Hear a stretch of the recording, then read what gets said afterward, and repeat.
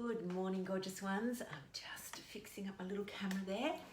Look, I'm wearing my glasses today, partly because I have no contact lenses left and they're on order and they're arriving tomorrow. So, hooray! This morning, I actually thought I'd talk to you about some medical stuff. So, as you know, at Real Life Medicine, we love talking about the psychology of weight loss and achieving good health, along with the physiology. So the physiology is the hormone stuff. Good morning, Anne. And we spend a lot of time talking about the psychology. Hello, Sally. But today I'm actually going to take a little change of tack and talk to you actually about some medical stuff. So some of the physiology. Now, hopefully most of you have watched, I do a video. There is a video out there that is essentially about opening the woodshed. Now, if you haven't actually seen that video, if you sign up to our newsletter, we have a newsletter. I'm sure most of you know this. I don't want to sort of take up too much of your time. I am looking very springy today, Melissa. Thank you. Partly because it is warm today in Melbourne and my room at work piles in the sunshine, which is beautiful, but actually hot. So hilariously, in the middle of winter, I always have to put on my heater in the morning, and at about 12 o'clock when that sun comes around and turns my room into a greenhouse, I end up putting the aircon on. But yeah, I am looking very springy, but also very, smart, intelligent, because I'm wearing my glasses. So, so a bit of medical stuff. Basically, low carb. The reason that low carb is important is that about 85% of people who are overweight, particularly with central weight, that's where they store their fat, so central fat storage, 85% of those people are insulin resistant. It's a big problem in Australia. It's a big problem in the Western world. It's actually a big problem across the world. Morning, Bern. Hello, Jodes. So we really need to be really focusing on bringing that insulin level down. And hello, Susan. So insulin, okay, I'm just going to do, this is just going to be a really brief video today on what insulin actually is. And I know that a lot of you know this, but it never hurts to hear it again, right? So insulin is a hormone made by our pancreas. Our pancreas is a little organ that sits in our upper abdomen. The pancreas is looks a bit like a sort of a prawn. And it's got a head and a little tail, and its job, it's got a couple of jobs, but one of its major jobs is to make insulin. Now, insulin's job is to move glucose, which is also called sugar, from our blood into our muscles for energy. That's what we need it for. So we move it from the blood into the muscles. That's the first bit we do. And we use it for energy, or we store it in the muscles as glycogen. We then can also store it in our liver as glycogen. And that's what we can use when we need a quick burst of energy. And then anything that's left over gets stored as fat. So it gets converted from glucose into fat and put into our storage, which is where our fat lives, our subcutaneous fat, also known in medical land as adipose. So our adipose tissue is really what our fat cells are.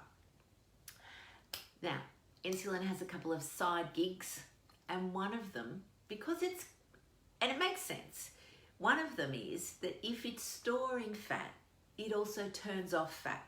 So you actually can't break down fat. It's called lipolysis, which is a fancy name for breaking down. Lipo is fat, lysis is breakdown.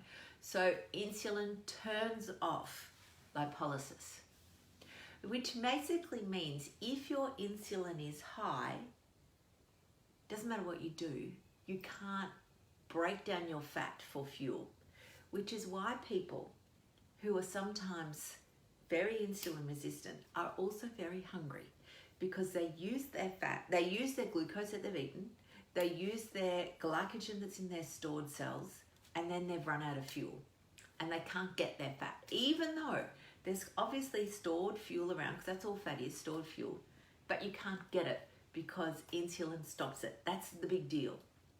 So insulin stops fat access to your fat stores, it also is a growth hormone. So it's a growth-like hormone.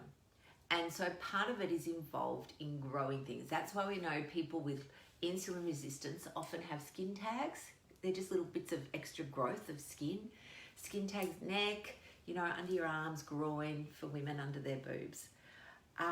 It's also involved in the growth of vascular tissue, so our arteries, which is part of the reason it is it's integral in hypertension. So if you've got thicker arteries, if you imagine, then they're stiffer. And if they're stiffer, they're tense. Hypertension, that's what it is. So by reducing your insulin, you reduce also the thickness of that. And the third thing that's really important to know about insulin is its role in cancer. So cancer councils across the world, and I'm talking world here because we have world, we're international. Hello, all those overseas people. Insulin is involved in cancer. So if you have a look at all your cancer councils, they link obesity to cancer. There's 13 of them. I'm not going to list them all, but they're most of the major ones. Certainly breast cancer for women, bowel cancer. And it's it's sort of obesity, but it's actually the insulin. It's the insulin that is the driver of cancer. So getting down your insulin is so important. So the summary of all of this is that in medicine, we will often refer to obesity as a risk factor for things, but actually it's the insulin. There are plenty of people out there who live in what society would deem as non-perfect bodies. Mary is one, I'm one. My body is not, I'm not going in any magazine soon. It's not what society would deem as lean and thin. I have some subcutaneous fat storage. However, my insulin is beautifully low. My metabolic hormones work well. I have no increased risk of all of those things that are often attributed to obesity, when in fact that it should be attributed to your metabolic health. So at Real Life Medicine, whilst we talk about weight loss, our goal is actually to reverse your metabolic dysfunction, improve those metabolic hormones that then are critical in the ongoing cause of chronic disease later in life. Bonus is that most people will lose some weight as well. Along the way, we want you to love, maybe love's a strong word for some people. Let's start with appreciate all the functions that your incredible and possibly imperfect body, because let's face it, most of us are, can do.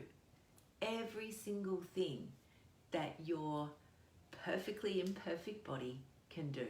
That's what we celebrate. So there we go. That's enough for this morning, but that's my little pep talk.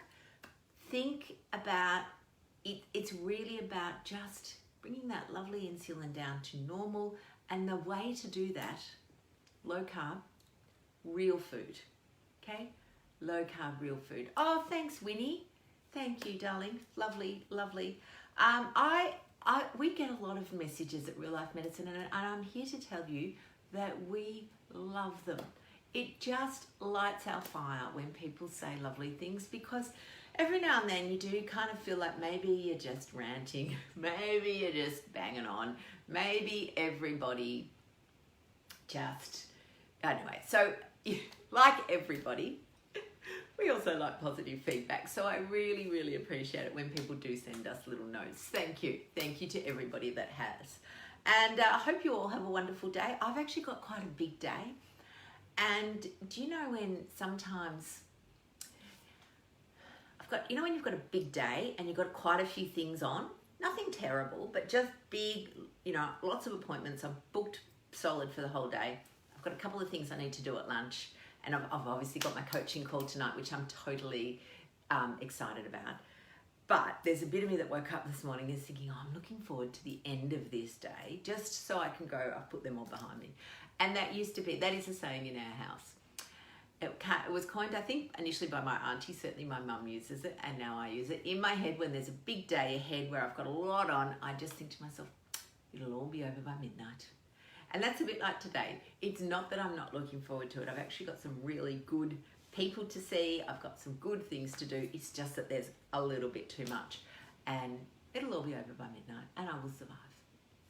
Wonderful day, darlings. See you all.